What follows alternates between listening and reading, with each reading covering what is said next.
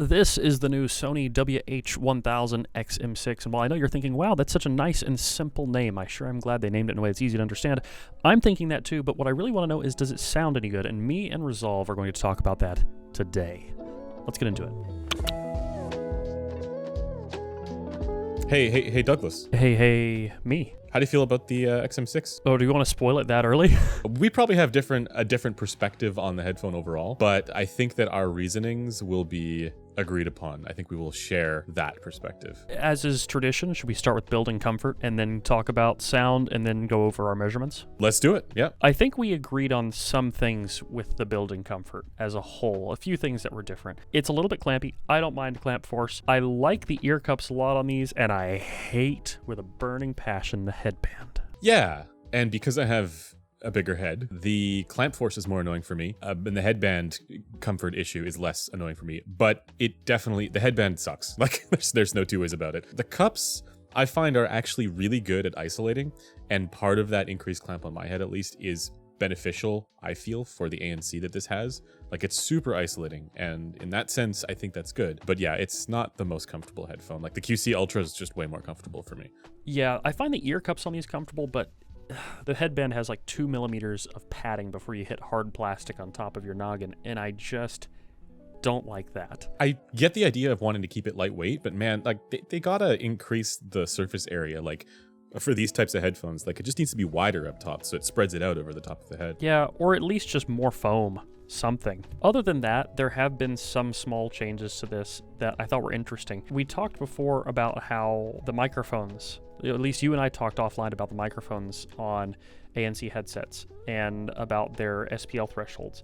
And something I didn't experience with these that I usually experience with other ANC headsets is these didn't clip for me when I was taking off on an airplane. Now, I know you said you've had some headsets that also didn't do that. It's been a very common experience for me. I took these on 2 flights and never once did I hear any popping sounds from the microphones clipping out, which was kind of cool. So to me, the ANC for this headphone has been like the best that I have experienced, not necessarily because it's meaningfully better than like the other class-leading ANC products like the Bose QC Ultra, but because of its increased clamp force, like, it really does isolate me like way more.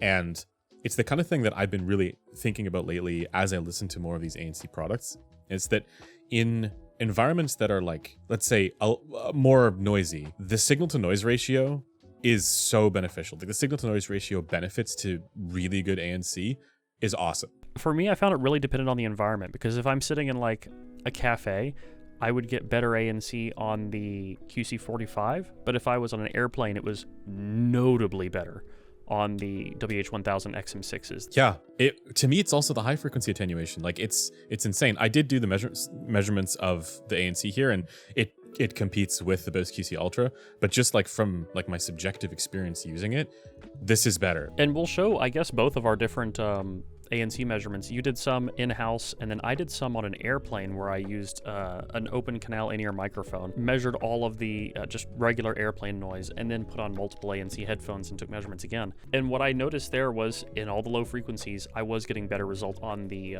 Bose QC45s, but in the higher frequencies, I was still getting better results on the Sonys. Actually, in some areas, as much as 7 decibels difference. Yeah, I wonder how this would change with for a bigger head with stronger clamp pressure, right? Because that's something I'm wondering. For a lot of the passive attenuation, like the high frequency stuff is what gets obliterated there. And so for a lot of headphones, like, the active portion of ANC is lower down because that's harder to cancel. So I'd be curious how that is for people. Because, like, even right now, I can tell, like, I don't know how loud I'm speaking right now. I could be yelling at the top of my lungs. One thing I will note is, you know that cabin pressure feeling that you get with like ANC headphones sometimes? I get that with these to a degree that is almost nauseating. I don't get that at all, but I also don't generally get that. I used to struggle with that a lot. It is not as bad for me on things like the AirPods Pro 2 or the QC45 or the QC35. It has been really bad for me on some previous Sony headsets and some other like kind of like off-brand ANCs and things like that. And I wonder if it's just down to a difference in methodology. This is what people call eardrums suck, right? Yeah. I generally don't experience this. Like, sometimes I feel like maybe there's something there, but like, this is not a common phenomenon for me. I envy you. It's sort of like the opposite of barotrauma, or maybe it's still just barotrauma. Oh, speaking of trauma, should we talk about sound quality? Yes, that's the perfect segue. But before we get into that segment, let's talk about headphones.com. Have you ever tried buying a headphone from an online mega retailer and you either receive a headphone that you didn't know was a return or open box, receive a headphone that's missing parts or accessories, or receive an entirely different headphone than the one you ordered? Headphones.com always makes sure to label when something is open box, and they inspect their returns to make sure that all the correct contents are present. So if you want to buy with confidence, buying from Headphones.com may just save you the heartache of expecting one thing, but receiving another. Thanks to Headphones.com for sponsoring this video. So, I heard you like mid-bass.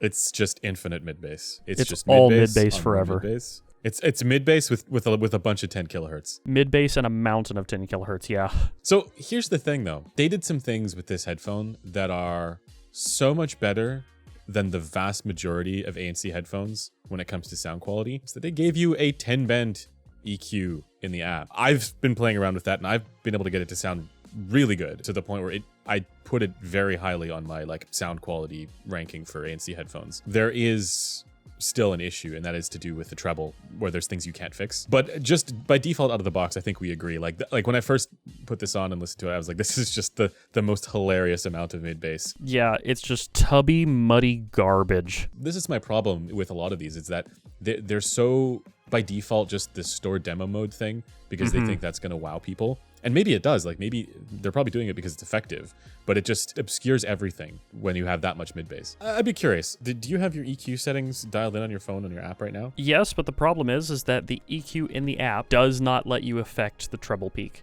It lets you affect every area around the treble minus the one area where there's a big peak. 100%. And that's my biggest problem with the sound quality of this headphone. It's not the bass, because the bass, I can fix it in the app. But from a sound quality perspective, you can fix most of its response and make it sound mostly excellent, just that you cannot fix the issue at 8 and 10 kilohertz. There's a massive dip at around 8 kilohertz, and then there's a substantial elevation at 10 kilohertz. And the graphic EQ, it's not fine-grained enough to be able to fix those issues. I'm curious what we EQ'd this to. I just pulled down the mid-bass. Oh, you didn't do anything else? I did a little bit else, but Okay. not much. I actually did part of the tuning based off in-ear mics, which, funny enough, the mid-range does measure notably better on in-ear mics than it does on the head and torso simulator. So the EQ that I ended up doing for this was pulling everything down a little bit between 31 and 250 hertz. I pulled down a little bit also at 2 kilohertz and a little bit down at 16 kilohertz. Okay, yeah, I went quite a bit more granular with mine for the rest of the response. Yeah, I pulled down 2 kilohertz. I bumped up some of the mids. I think I dropped the mid bass by quite a bit, but I left a bit of the sub bass and just bass generally because I couldn't fix that 10 kilohertz peak. And I found as soon as I, made the bass more in line, made the bass more normal, that peak is just piercing. It just comes through with a vengeance. And so it needs, like all things in life, sound quality is about balance.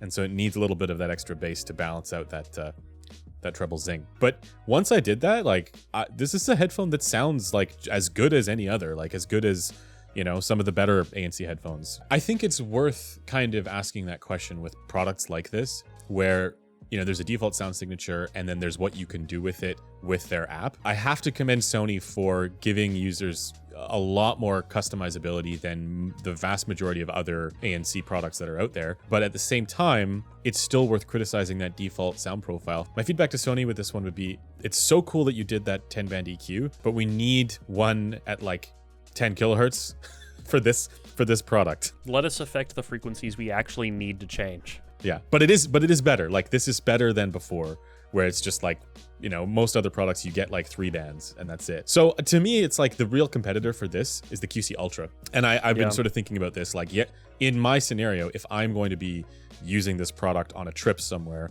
comparing which one I would choose, which one would I take?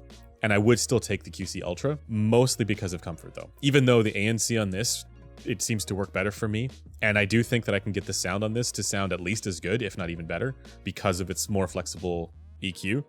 But I just think that the comfort on the QC Ultra is better. And you don't need to do as much adjustment to make it sound palatable. It is wild to me the number of non-audio tech channels I've seen that have taken this headphone on the default tuning profile and have said it's the best sounding thing on the planet. Yeah, that's just raw dogging insanity. that's what that it is. brings me a level of pain that I struggle to articulate. Well, I guess the question is, do you think that there's some sort of firmware update that they could do to this to make it better? Yeah, but you can't update the comfort, and I can't wear these for more than 15 minutes before it's painful, so I don't think it matters what they do to the sound quality. I'm not going to be wearing them in the future. Maybe in a future version, if they actually learn what padding is and implement it, I think that would be super helpful. I mean, like, this is the thing though, right? This is a massive company, and they put a lot of R&D into these products, and I want to be in the room, and I want to be like, okay, that's a good decision, that's a bad decision, but I'm just one person, right? So yeah, just one online. What do I know?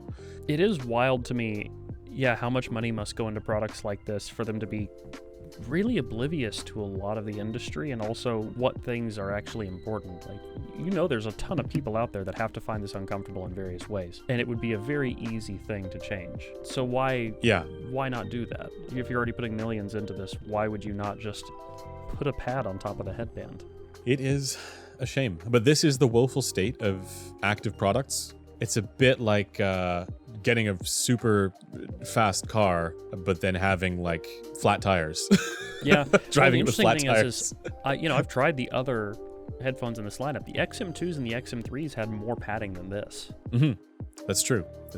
Did you mess around with the spatial audio at all? A little bit. I don't find Sony's 360 audio to be that good compared to Atmos. It's not. It's just, it's not great. To me, it's the novelty aspect of it. I was very impressed, again, with the Bose QC Ultra's sort of snapshotting ability for the spatial stuff, but that is like also very different from Atmos, and it can't do that. It depends a bit on the technology that you want to use for that. Yeah, what content you're consuming. Yeah, but for me, just still in the realm of novelty. Call quality. People care about call quality. How do you feel about the microphones in this as far as like taking calls and stuff like that? Surprisingly decent. Yeah, so you can hear me through this right now, right? How does that sound? I would say the call quality of these is notably better than things like AirPods. Like any of the AirPods I've heard, it is notably better. And I would say probably better than the Bose that I've had also. Like the mic array on these is pretty decent. It's not like, The microwave? It's not going to sound like our microphones we're using to... It's not going to sound like a microwave. So you just said... It's the audiophile microwave. I love making phone calls from my microwave. I was just saying it's not going to sound like the microphones we're using to film this video, but it's way better than what most people are using on the Zoom calls, or probably even better than the microphones built into most of the ANC things I've heard. I do think the mics on these are pretty good. It does seem to have a pretty competent mic array. For sure. Okay, so let's do some quick comparisons and then do a conclusion, yeah? Sure, sounds good. So I know that you're not super keen on this. Would you take this over any of the Bose products, so like the QC Ultra or just the regular QC? No. Zero shot. I would take it over the regular QC, but probably not the Ultra. So I'd take it over the QC45 as well. Mm-hmm. Would you take this over the AirPods Max? Yes. I would also take this over the AirPods Max. Would you take this over a Focal Batiste? Probably not. No, because the Batiste is really comfortable to me. I can wear it for super long flights, and I find it to be very convenient. It does all the things I want it to do. The fact that it's comfortable and it has bigger ear cups is actually... We don't talk about that enough, because most of these products have like really small ear cups. Okay, would you take it over the Momentum 4? I find the Momentum 4 more comfortable, so I'd probably go with the Momentum 4. To me, the comfort is about on par between the two. But again, I got a big head and big ears, right? Everything about me is large. So that's a tough one. I actually do think that there is a scenario to take it over the Momentum 4, especially given how good the ANC is for this one. So for flights and stuff like that, I would probably take this over the Momentum 4, specifically for travel purposes. But like as a walking around headphone where it's not that noisy, but you still want to cancel noise, Momentum 4 probably still sounds better by default. Yeah, because Momentum 4's ANC is like okay, but not amazing. Yeah, exactly. Would you take this over the Sonos Ace? Yes. Yeah, I would as well. What other ANC headphones are there out there that are like There's around that this price Kef point? one. I haven't heard that one. I can't comment on it. Consider yourself lucky. We're gonna get roasted in the comments for missing some ANC headphone that I'm not thinking about. What about the Dyson Zone? Oh God. Yes, I would take this over the Dyson Zone. Yeah, and I want to look like a fucking moron when I'm wearing headphones. I would definitely take this over the Soundcore Space ones or the more recent Beats also, because those were just like extreme mega treble murder death. I would take this over the Bowers & Wilkins PX8. People are going to get mad at me for that, but yeah, I would. Sorry. I would take no headphones on a flight over the Bowers & Wilkins PX8. I would just raw dog the flight. Oh, I don't know about that. I don't know if I could do that. I can't wear them, man. They're so uncomfortable and they sound so bad. I'm just at that point, like, give me regular, like, I'll play with no sound on my Steam Deck. It's fine. I can't think of anything else to really compare this to. So I think we'll just wrap this up and say there's some things here that are great. There are things that they did not do so well. And there are things that we hope that they can improve upon, maybe with a firmware update or something like that. Yes. Can't improve the comfort, I guess. Yeah, but that's going to be really subjective. I mean, for some people, this will be fine. For some people, it's going to be a screaming nightmare. It just depends on who you are. So for you, where does it rank for you between Screaming Nightmare and 10 as a whole? With 10 being really good and Screaming Nightmare being really bad. Maybe like a 6. Okay. If we're just talking about AMC headphones only. Only AMC headphones. Yes. With the best being a 10 and the worst being Screaming Nightmare, I'd say this is like a 6 for me. If it was a lot more comfortable, and if I could adjust the 10 kilohertz band, it would be like a 9. Other than that, it's going to be a 6. Yeah, I'm inclined to agree with you. By default, I rate this a little bit more highly. I'd say probably like a 7, just because the ANC is like, it's another world, man, of that makes ANC. our ratings pretty It's close, so though, I'd good. say. But also for the same reasons. I think we agree on most of the upsides and most of the downsides. We've got consensus. Does it bring you joy? Does it bring you joy? That's the question. No. All right. Sony WH-1000 XM6. Do we recommend it? Doesn't bring you joy. Maybe. What a delightful review this is. Yeah, I would say I recommend it. I think it's for people who are looking for this kind of thing. I do recommend it. I think it's going to deliver that. It's just that the default sound is who. You have watched this video. If you're at this point, draw your own conclusions based off the things we've said and decide if those trade-offs are worth it for your use case and if this sounds like the right headphone for you. I think that's all I can say. And that's it. That's the end of the video. Bye-bye.